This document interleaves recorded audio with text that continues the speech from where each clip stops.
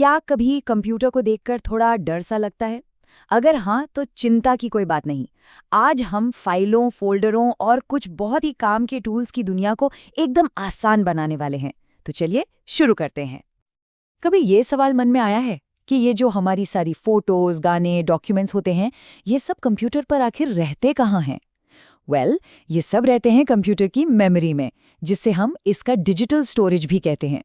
चलिए देखते हैं कि पूरा सिस्टम काम कैसे करता है।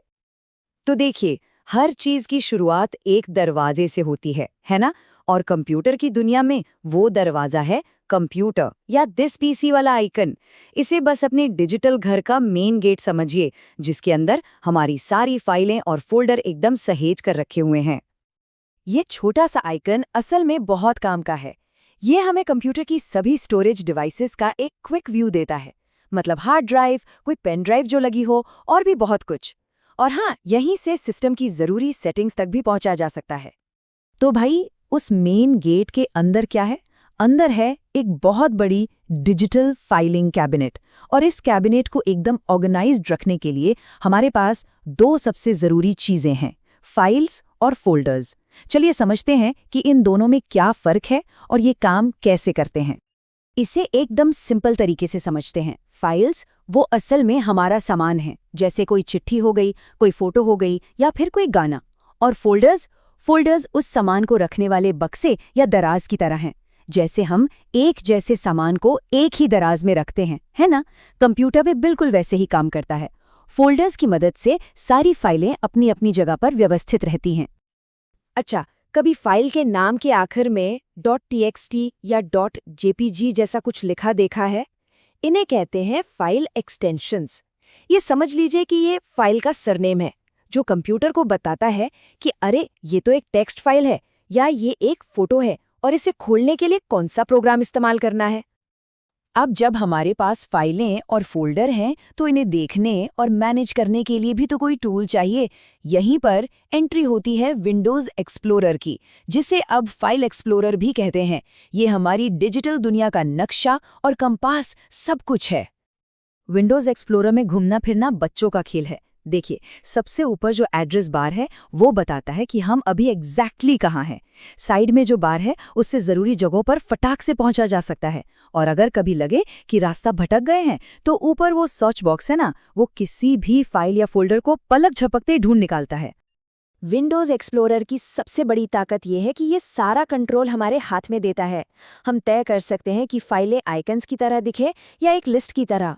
उन्हें नाम, डेट या साइज के हिसाब से सेट कर सकते हैं और अपनी ज़रूरत के हिसाब से उन्हें कॉपी, मूव या डिलीट भी कर सकते हैं। मतलब हमारा डिजिटल सामान, हमारा कंट्रोल। चलिए अब थोड़ा ऑर्गेनाइज करने से आगे बढ़ते हैं और कुछ बनाने की बात करते हैं। क्या ये पता है कि हमारे विंडोज़ कंप्यूटर में रोज़मर्रा के कामों के लिए कुछ बेहतरीन और एकदम मुफ्त टूल्स पहले से ही मौजूद होते हैं? चलिए उन पर एक नज़र डालते हैं। मान लीजिए कुछ जल्दी से नोट करना है, कोई फ़ोन नंबर या कोई आइडिया। उसके लिए नोटपैड बेस्ट है। ये सिंपल, प्लेन टेक्स्ट लिखता है, कोई तामझाम नहीं। लेकिन अगर टेक्स्ट को थोड़ा सजाना है, मतलब कुछ शब्दों को बोल्ड या इटैलिक करना है, तो वर्डपैड बेहतर ऑप्शन है। कोई छोटी मोटी चिट्ठी या डॉक्यूमेंट लिखने के लिए एकदम परफेक्ट। और अगर कुछ क्रिएटिव करने का मन हो तो है ना हमारे पास पेंट।